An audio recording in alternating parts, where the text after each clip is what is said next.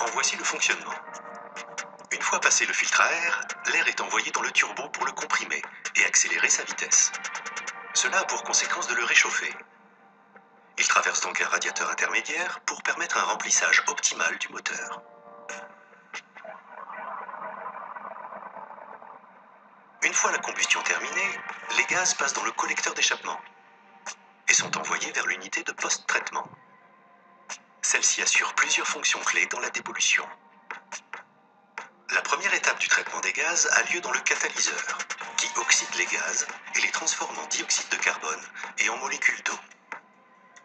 Le filtre à particules permet ensuite de brûler les suies et d'enlever plus de 95% de ces particules.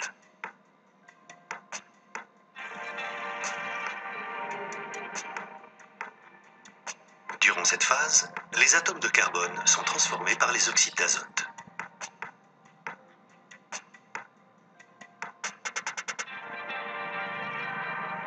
L'urée est ensuite transformée en ammoniac, qui est injecté dans les filtres SCR.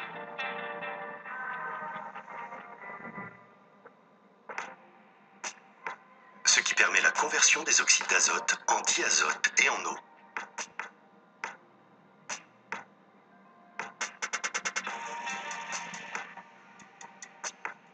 Les gaz dépollués sortent ensuite de l'échappement.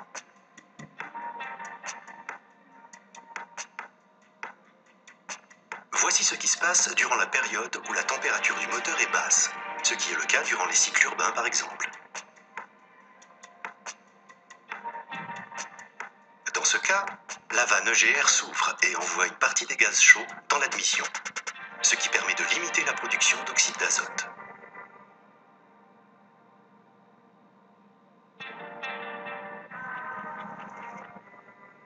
La contrepression venant du frein à l'échappement peut aussi aider à augmenter la température durant ces cycles.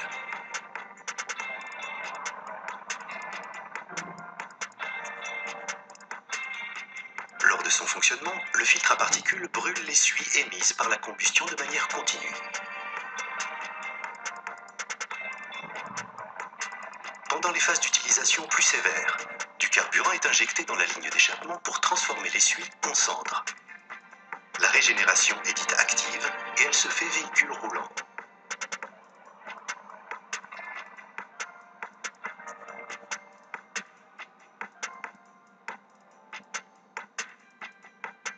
Les ingénieurs Renault Trucks ont pensé la conception du filtre à particules pour permettre un entretien facile. Cet entretien préventif est obligatoire pour maintenir les performances de votre véhicule.